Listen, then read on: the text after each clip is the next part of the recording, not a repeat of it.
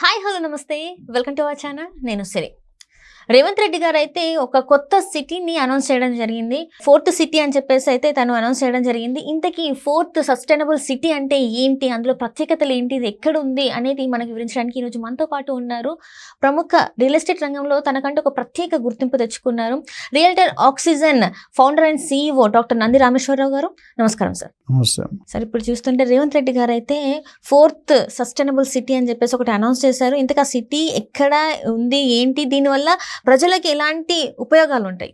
Immediate గా CM గారికి phone చేయండి. మీరు ఫోన్ చేసి అంత నాకు ఉంటే ఇక మిమ్మల్ని ఎందుకు సార్, డైరెక్ట్ అడుగుతాను కదా సార్, అసలు ఏంటి, ఎందుకు మీరు ఇట్లాంటిది అనౌన్స్ చేశారని గవర్నమెంట్ పాలసీ. నాకు నేను రియల్ ఎస్టేట్ అనలిస్ట్ కానీ పొలిటికల్ అనలిస్ట్ కాదు. అంటే మీరు ఆ రేంజ్ లో ఉన్నారు కాబట్టి మిమ్మల్ని ఇలాంటి క్వశ్చన్స్ అనుకుంటారు. అయిపోతుంది. అంతే సార్, మీకు ఉంది సార్. మీరు తక్షణమే మాట్లాడి మీ బాస్ మాట్లాడండి. రేవంత్ రెడ్డి గారి క్యాబినెట్ లో కానీ లేకపోతే పొలిటికల్ బ్యూరోలోనో కానీ ఏదో పొజిషన్ ఇస్తే వాళ్ళు ఏం మాట్లాడుకున్నారో కనుక్కొని మీకు చిన్న హింట్ అయినా తెలుసుంటుంది అని చెప్పేసి మేము మాట్లాడుతున్నాం సార్. ఓకే, 4th సిటీ వెళ్ళే ముందు మనం కొన్ని పాత విషయాలు మాట్లాడుకోవాలి.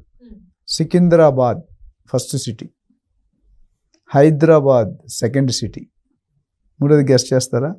సైబరాబాద్ ఇది 4వ బాద్. ఇప్పుడు రాబోయేది 4వ బాద్.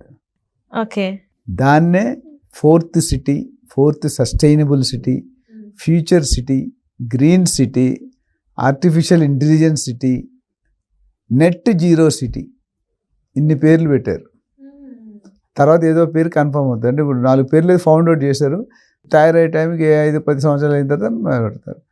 సో ఇది చాలా ప్రాముఖ్యత. ఎందుకంటే హైదరాబాద్ అనేది మీరు చూసుకుంటే కనుక ఇండిపెండెన్స్ మనకి వచ్చిన తర్వాత ఆల్మోస్ట్ 78 అయింది.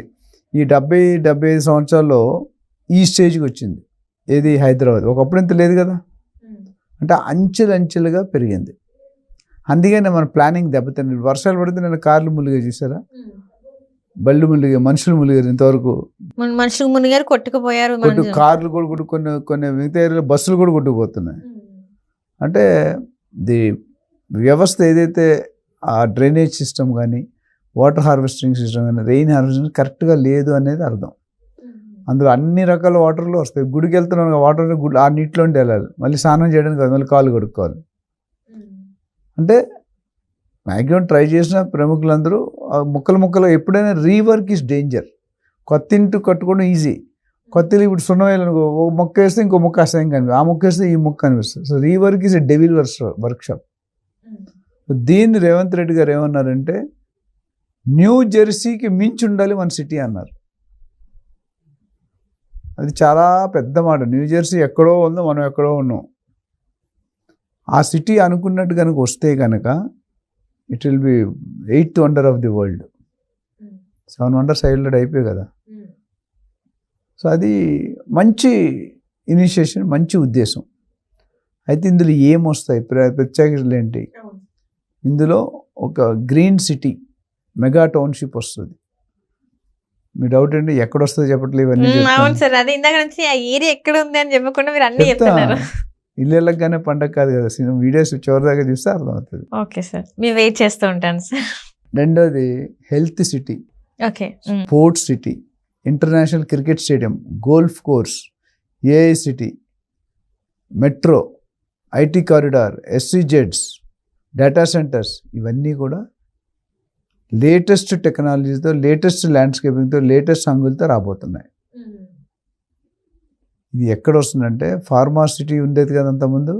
రేవంత్ రెడ్డి గారు రాగానే మనం లాస్ట్ టైం మాట్లాడుకున్న వీడియో, రేవంత్ రెడ్డి గారు వచ్చాక ఫార్మా సిటీ రద్దు అన్నారు. అంటే శ్రీశైలం హైవే తర్వాత షిఫ్ట్ అన్నారు, తర్వాత ఫార్మా క్లస్టర్స్ అన్నారు, తర్వాత ఫార్మా విలేజెస్ అన్నారు. ఇప్పుడు అక్కడ ఆగాం. సో అక్కడ ఏం చేశారంటే 19,330 ఎకరాలు, అది వికారాబాద్, జైరాబాద్, జడ్చర్లో ఎక్కడ దూరంగా వెళ్ళిపోతాయి. ఎందుకు? పక్కనే ఎయిర్పోర్ట్ ఉంది. ఎయిర్పోర్ట్ చుట్టూ ఎప్పుడు మంచి డెవలప్మెంట్ అవుతాయి. అక్కడ కన్నా పొల్యూషన్ అయితే ప్రజలకి ఆరోగ్యకరంగా ఎఫెక్ట్ అవుతుంది, హానికరం అనే ఉద్దేశం అని పెడుతుంది. అయితే మొత్తం ఫార్మాలిటీ షిఫ్ట్ చేస్తుంటే మొత్తం ఫార్మా షిఫ్ట్ చేయట్లేదు. సో కొన్ని ఏవైతే non pollution industry, medical centre ఉంది, కాలేజ్, అదేమొస్తుంది పొల్యూషన్, R&D ఉంది, పొల్యూషన్ ఏమొస్తుంది, కొన్ని మామూలు ఇండస్ట్రీ ఉన్నాయి. సో అలాంటివన్నీ అక్కడే పెట్టి, దీంతోపాటు ఇందాక నేను చెప్పిన అన్ని సిటీలు వస్తాయి. సో అది ఒక పెద్ద సబ్జెక్ట్ అయిపోతుంది. సో ఇందాక నెట్ జీరో సిటీ అన్న అంటే 100% పొల్యూషన్ ఫ్రీ సిటీ. ఓకే. అంటే పొల్యూషన్ ఫ్రీ సిటీ అంటే మనకి ఇప్పుడు అంటే మనం మన చూసాం. గార్బేజ్ డ్రైనేజ్ ఏవి బయటికి రావు, బయటకు ఉత్పత్తి ఉండదు. And IGBC buildings, IGBC Indian green building council అది పాస్ అవ్వాలంటే అందులో 4 రకాలు ఉన్నాయి: సిల్వర్, గోల్డ్, డైమండ్, ప్లాటినం. మన హైదరాబాద్లో కొన్ని బిల్డింగ్లు ఉన్నాయి కానీ మెజారిటీ ఆఫ్ ది బిల్డింగ్స్ అది రావాలంటే చాలా క్వాలిటీ ఉండాలి, చాలా కన్సిస్టెన్సీ ఉండాలి, చాలా నాలెడ్జ్ ఉండాలి, చాలా పారామీటర్ 100కు పైగా పారామీటర్స్ క్వాలిఫై అయితేనే ఐజీబీసీ బిల్డింగ్ ఇస్తారు. సో ఇలాంటివన్నీ రావాలని చెప్పి రేవంత్ రెడ్డి గారు ఆదేశాలు ఇవ్వడం జరిగింది. దాని మీద సన్నాహాలు జరుగుతున్నాయి. అయితే ఇవన్నీ పక్కన పెట్టి అంతా బాగుంది కానీ కట్టడానికి డబ్బులు ఉన్నాయి మన దగ్గర, అదేనే పెద్ద question mark. So oral statement ఇప్పుడు అందరూ పాసిబుల్, మీరు చెప్పొచ్చు, నేను చెప్పొచ్చు, but physical implementation what is the problem, అది కావాలి. అది మనం we have to wait and watch. And ఇప్పటి వరకు ఇది ఏదైతే ఉందో మనకి 4th సిటీ అని చెప్పేసి అక్కడ మరి భూముల రేట్లు ఎలా ఉండబోతుంది అంటే రేవంత్ రెడ్డి గారు స్వయంగా ప్రకటించారు అంటే మరి అక్కడ భూమి రేట్లు పెరిగే అవకాశం ఉందా, సామాన్యులకు అది అందుబాటులో ఉండే అవకాశం ఉందా అంటారు? అది చెప్తాను. ఇందాక ఒక క్వశ్చన్ ఏ ఏరియాస్ అన్నారు. అవునవును. ముచ్చర్ల, కందుకూరు, మహేశ్వరం, బేగర్గంచ కొన్ని వేర్లు ఉన్నాయి. అక్కడ శ్రీశైలం హైవేలో వస్తుంది ఎక్స్టెన్షన్. సో రేట్లు మొన్న డిస్టర్బెన్స్తో రేట్లు కొద్దిగా స్టేబుల్ అయిపోయి పెరగడం అనేది ఆగింది.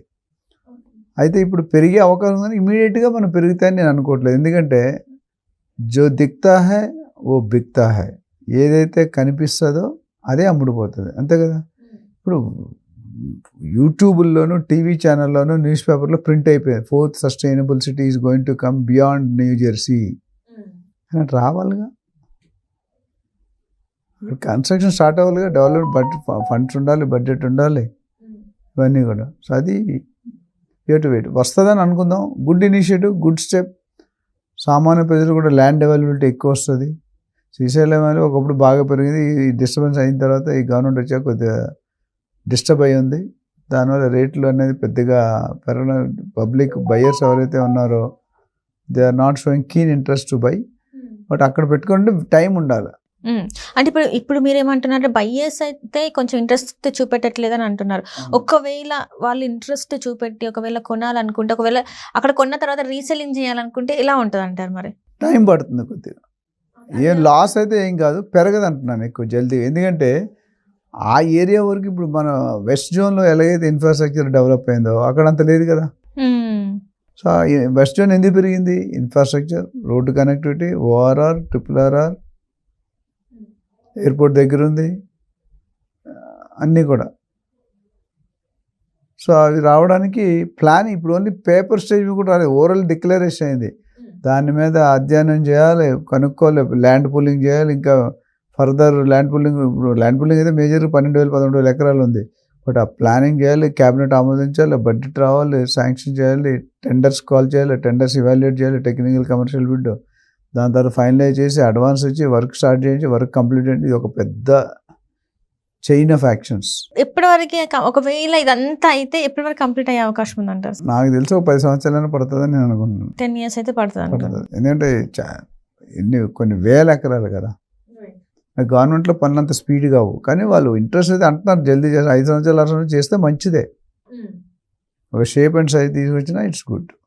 So we will wait and watch and see. But it's ఓవరాల్గా చెప్పుకుంటే it's good step by the government. Right sir, right. Thank you so much sir.